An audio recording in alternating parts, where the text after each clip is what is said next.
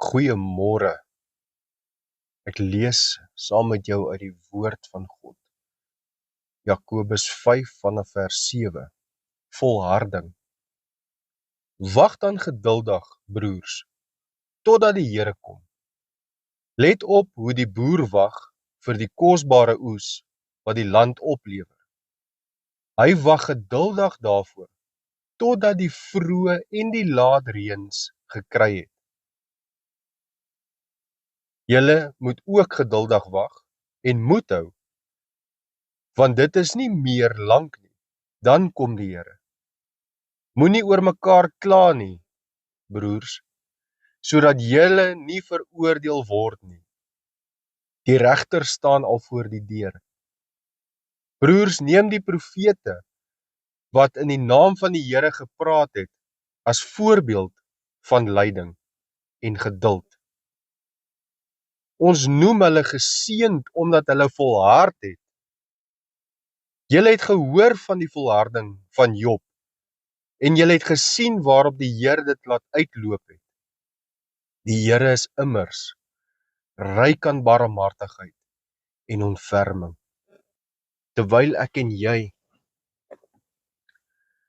wat onsself Christen noem, wag vir die wederkoms van die Here, om ons te kom haal. Hoe wag jy? Wat doen ek en jy terwyl ons wag?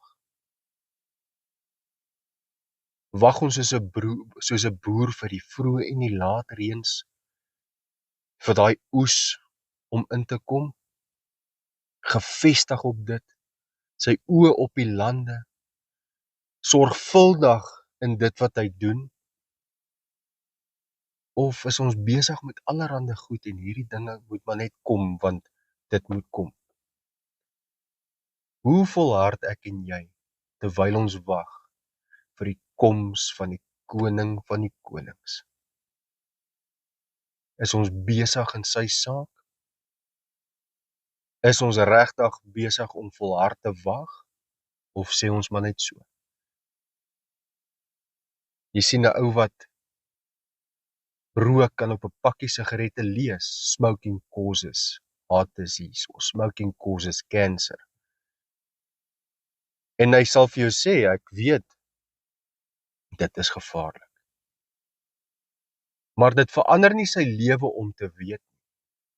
As hy begin glo dat dit regtig ware gevaar inhou, dit verander lewe.